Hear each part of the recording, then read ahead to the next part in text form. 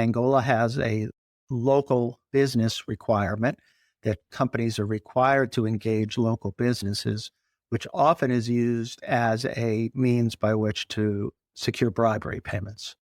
So a senior Sonangol executive informed Franks that it could change its decision, in other words, to eliminate the bar against Franks, if Franks established a separate consulting company for the benefit of a high-ranking Sonangol official and paid 5% of the value of the contract to the consulting company. Obviously, a clear bribery scheme.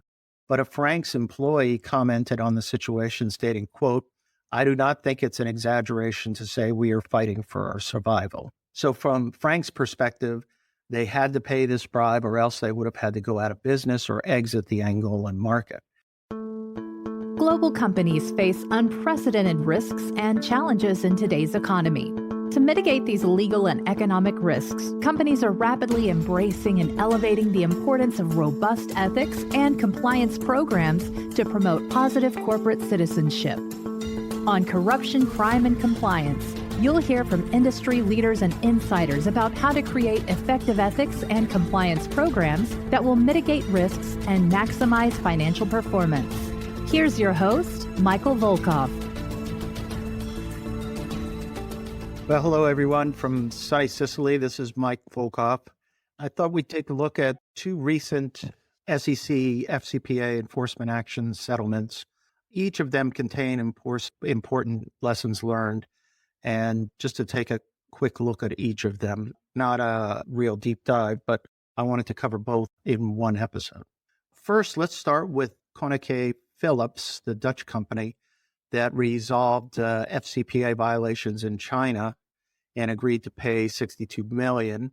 And Phillips is a recidivist, a global manufacturer of medical equipment. This was their second enforcement action. Their first was in 2013 when they resolved with the SEC bribery violations in Poland. And in that case, they agreed to pay $4.5 million to settle charges that they had bribed Polish healthcare officials.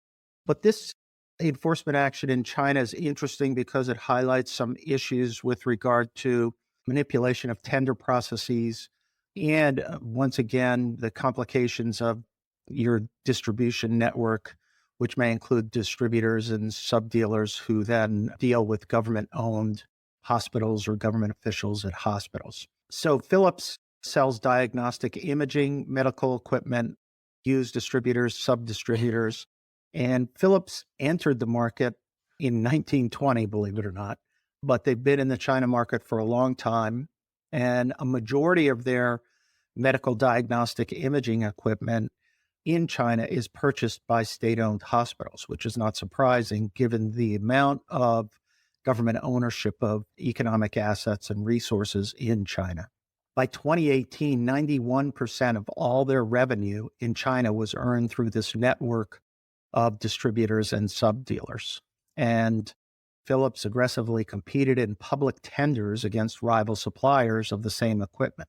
In some cases, at the request of distributors, Philips China gave distributors pricing discounts on the health technology equipment, and they failed, however, to maintain and adhere to internal approval processes for these discounts to ensure that they were properly authorized.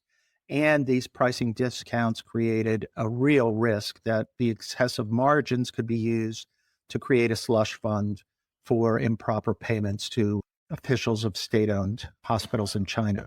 But digging down a little bit here, during the period of 2014 to 2019, Philips China employees engaged in several schemes to seek favorable outcomes in public tenders for medical imaging equipment. It occurred in several regions of China and involved district sales managers, sales employees, and technical staff. Now, these schemes sort of are carved up into four basic themes, but one or more of these themes occurred in many of these tenders. So state-owned hospital employees would write technical specifications in consultation with Philips Chinese employees and distributors or sub-dealers so that the technical preferences and qualification standards gave Philips a competitive advantage in the public tender process. hospital employee, for example, would also manipulate the technical specifications for qualifications for a winning bid. A hospital employee also directed Philips China or its distributor or sub-dealers to prepare two additional bids, like fake bids, to meet the three-bid requirement under Chinese laws governing public tenders in order to give the appearance of legitimacy. And they also often would pay directly to the state-owned hospital officials to again restrict the technical specifications to eliminate what would otherwise be qualified bidders so that Philips China, for example, would only have to compete against two other companies. So in one example, which occurred in 2017, which in the tender process was won by Philips China's distributor, they won two devices valued at a total of $4.6 million. And the Philips China district manager delivered $14,500 in the RMB equivalent to the director's house of a hospital's radiology department. And Philips China's sales team then discussed in advance the specifications to be included in the bid with the hospital director. They also put in fake bids in that situation as well in 2017 to make sure they met the three-bid minimum requirement. Another example occurred when Philips China improperly influenced public tender, which was valued at $475,000. And prior to the award, the hospital director tailored the technical specifications to ensure that only Philips China and two other manufacturers would qualify. Now, Philips cooperated with this investigation and with the SEC, and its remediation included the termination or discipline of Philips China employees and distributors that were involved, and they improved their accounting controls relating to tender bidding practices and use of discounts and special pricing. But more importantly, they were also required and are required to submit reports during a 2-year period, regularly apprising the SEC of their remediation efforts. But anyways, the public tender process here, these are important sort of risks that we face whenever a client is involved in the public tender process. So please take note of the way that sort of the mechanisms that can be used to circumvent what should otherwise be a proper process. Let's switch now to Franks International, which paid the SEC $8 million to resolve FCPA violations in Angola. And Franks ran into problems in Angola during the period of 2008 to 2014.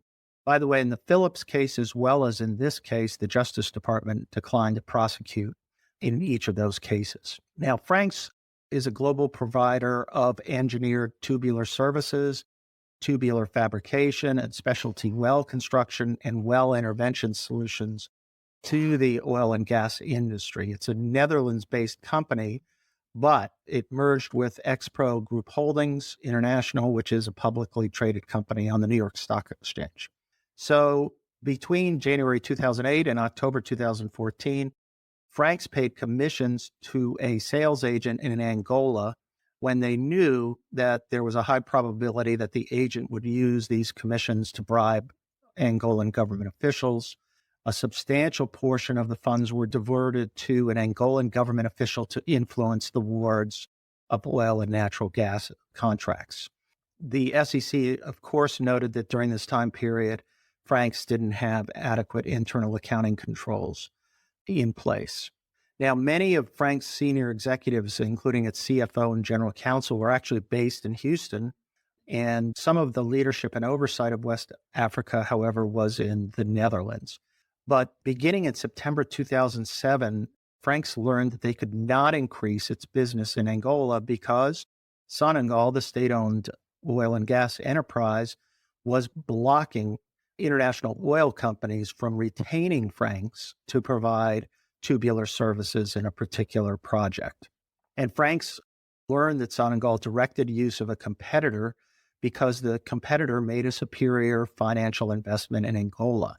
And Angola has a local business requirement that companies are required to engage local businesses, which often is used as a means by which to secure bribery payments.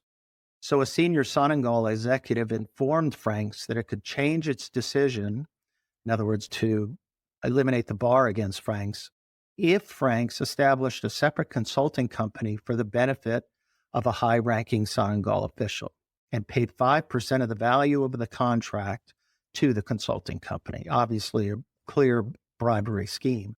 But a Franks employee commented on the situation, stating, quote, "I do not think it's an exaggeration to say we are fighting for our survival." So from Frank's perspective, they had to pay this bribe or else they would have had to go out of business or exit the Angolan market. But Franks didn't set up a consulting company. What they did was they retained an Angolan agent who Franks's country manager had known for over 2 decades. The Angolan agent did not have any technical experience or background in the oil and gas industry, but had long-standing personal friendships with Angolan officials and other Sonangol employees. Now, Franks didn't conduct any due diligence, nor did it execute a written contract with the agent. They retained the agent despite the fact that the employees based in their region were well aware that these payments were going to be used for bribery of the Angolan government officials. And after hiring the Angolan agent and starting to funnel money this way, all of a sudden, Sonangol became more engaged and collaborative, and they would have regular meetings with lots of officials in attendance. And Franks continued to use the agent without a contract or without having conducted due diligence throughout 2008. Now, Frank's CFO and chief accounting officer started to question the commission payments. In response, finally, a little late, better late than never, as they say, Frank's senior executives executed an agency agreement and backdated the agreement to January 1st, 2008, and that supported approximately $688,000 in commission payments. And as a result of hiring the agent, Franks retained its previously at-risk contracts and obtained 2 new contracts.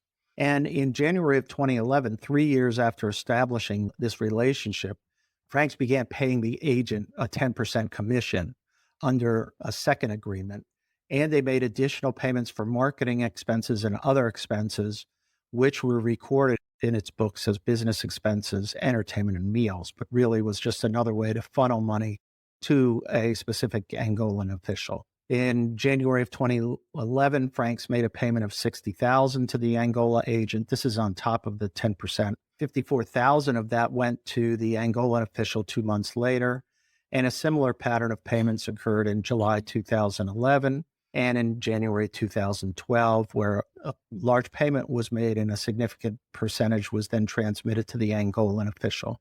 And as a result of all these payments in 2011, Franks obtained 4 new contracts in Angola. And in October 2012, Franks and the agent entered into a third agency agreement, which gave the agent a 2.75% commission for sales up to $40 million. And the invoices requesting payments were entitled representation fees, and these were in addition to authorized commissions. Again, Franks incorrectly recorded the payments as legitimate commissions. Now, after becoming a public company, Franks approved additional benefits to the Angola officials, such as travel and entertainment, and they got a travel visa for the Angolan official by falsely claiming the official was a Franks Angola sales employee.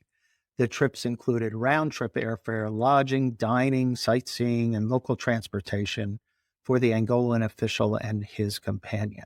So during the period between 2008 and 2014, the Angola agent received approximately $5.5 million from Franks, significant portion of which was paid to the Angolan official. The SEC noted, however, that Franks voluntarily disclosed the conduct and took remedial actions and cooperated with the investigation. But again, this scenario with Franks demonstrates again in the oil and gas industry and any other extractive industry, mining, or any big project type of business, the danger of commissions and sales commissions and how they can be used as a way to fund and then improperly transfer bribes. So those are 2 quick cases, SEC settlements without DOJ's involvement. Nonetheless, Phillips, a recidivist, and Franks demonstrating once again the oil and gas industry's risk profile and easy way in which it participates in bribery schemes for the benefit of their business in various high-risk countries like Angola. Thanks for listening, everybody. We'll see you next week for another episode. If you enjoyed this episode, the best way to support the show is by subscribing on your favorite listening platform. To learn more and connect with Michael Volkov, go to volkovlaw.com.